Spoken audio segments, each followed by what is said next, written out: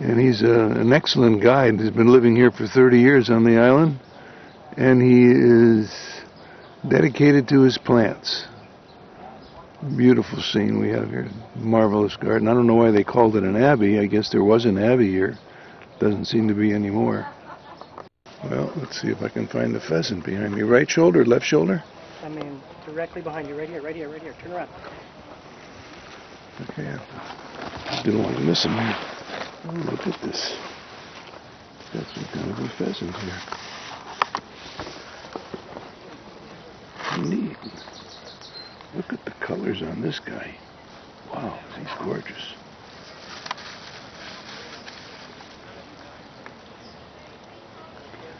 They introduced red squirrels, he said, a couple of years ago.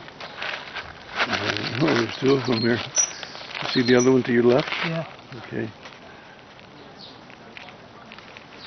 Not very shy, are they? No, he's curious. They're as curious as could be. I guess when you don't have any predators, you can afford to be curious.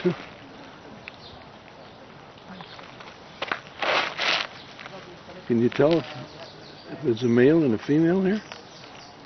They both have similar coloring. What a beautiful shot. It must be the local pheasant.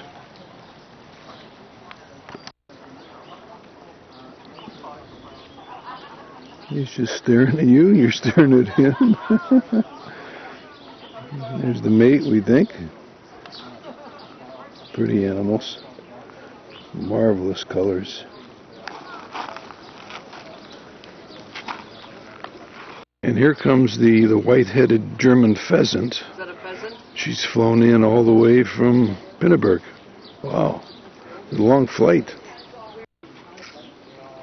Oh, he's going to jump again. He just jumped again.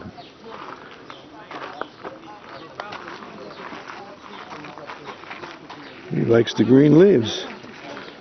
Fresh veggies. Good for you. Yellow-headed, black-crested. There he goes again.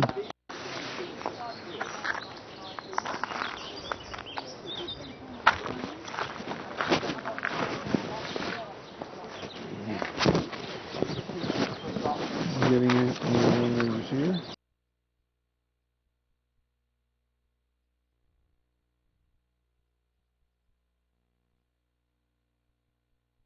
And the squirrels.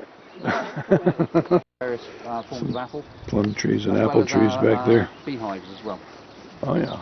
And then beyond the hedges would be our compost heap, which is obviously if the garden grows 12 months of the year, it produces a lot of compost eventually. So it's a JCB job to turn it, and then a lot of the compost would be used in these areas of veg. We have the tops of the peppers, all that sort of thing. And the produce is all used for the main house, for the family, but also for the cafe and the 3 restaurants on the island. So we don't produce enough for those restaurants, but it's always nice to have something that is from the Abbey Gardens. 4,000 new trees. Well, I know only 600 blew over, but of course you have to plant them closer and then gradually thin out. So there's always thinning going on in here. The windbreak took, or the young windbreak took a real hammering not this winter but the one before, when we had those 2 months of gales. So the outside trees of South Island, New Zealand. This bush grows 4 feet a year from South Africa. Fantastic. Fastest growing bamboo. flower spike is the upper Whipley eye, and we've got that in the garden, but not in flower this year. Oh. There's nothing out there to pollute us. Lichens are a sign of very clean air, he said. That's a good sign, clean air. Also on the plants, and it is, although it's not supposed to be detrimental to plants, unusual to get one that colour. Oh, this is pretty tall. Yeah, The purple callistemon, he called that. And of course you also get the view down through the walkway here, which gives you an idea of just how big the garden is. So from the grassy walk and the metal gate at that is the bisector from east to west. Very colourful bird. yeah. And there's 4 terraces of that length, and it's covering 17 acres. 17 acres of garden here. Yeah, so rather scruffy golden pheasant this year. Squatty golden pheasant, they call the bird. Very tame, they'll eat out of your hand, but they're looking a bit scruffy at the minute because their plumage is molting. There's 2 of them in the 4 here. Plumage is molting. Yeah. Yeah. But they don't produce young, not without a bit of help. So if you've got an incubator, then you can produce more. Yeah. But being as there's something that does damage, 20 is plenty. Pheasant, golden pheasant from China. So we're standing underneath one of the potato cows. This So is not a one that has the banyan. red flowers across the whole canopy of the tree at Christmas time. Looks like But it's red right up canopy in at the north of Christmas. New Zealand. You do get New them down Zealand. at Wellington as well, but they're not 160 years old. Oh my goodness. And it's the reason it's different to the 160-year-old New ones Zealand Christmas is that tree. New Zealand trees don't have this trunk. You can imagine not having the trunk and growing from the ground at that height. You have lots of spreading trunks, and that's what the New Zealand trees generally do. Here, for some reason, they make a big trunk first. Uh-huh. This one used to be 30 feet bigger. Oh. What? But in 1987 we had a foot of snow, which was the coldest weather that we'd had in the garden's history, and it killed 70% of the garden. Oh dear. Trees of this sort of size down in the eastern quarter just died overnight because they were. You find them growing on the base of the volcanoes.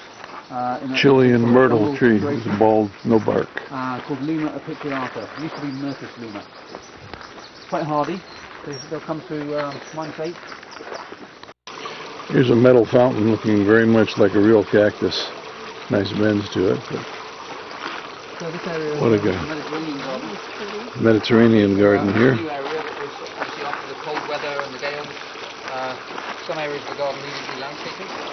So this area was put up as a competition area. They put olive trees in here. They're growing nicely. Mediterranean-like environment. Except for the winters that kill everything. There's another cactus stalk going up.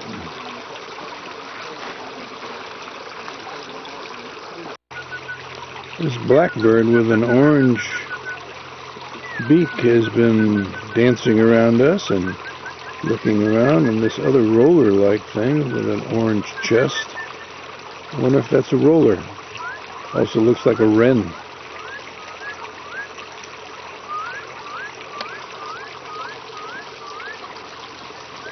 A little selfie here. There's the pheasant is behind me again in the woods. Don't see him, but he's in there.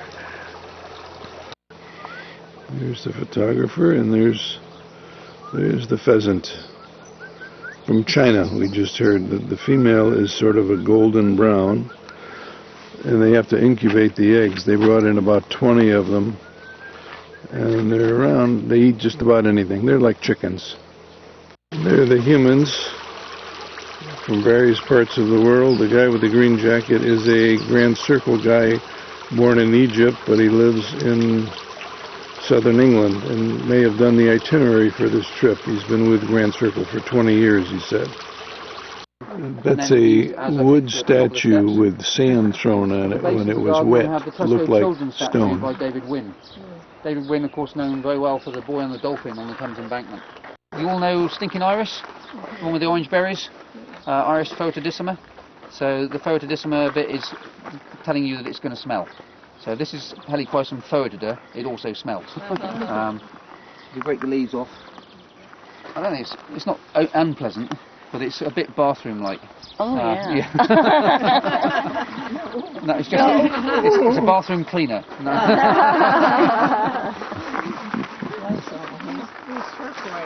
Yep, these are Puyas again. Yep. This is Puya alpestris, so it's one of the parents of the bigger one. The color is very gorgeous.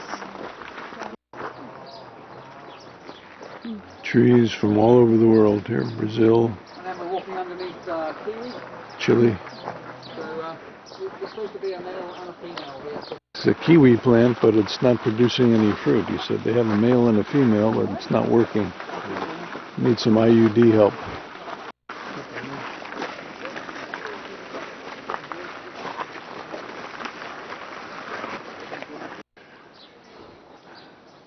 It's a vine. Like gardenias, maybe. There's a lot of metal sculptures throughout the gardens. Interesting designs of different shapes. I'm walking through this archway here.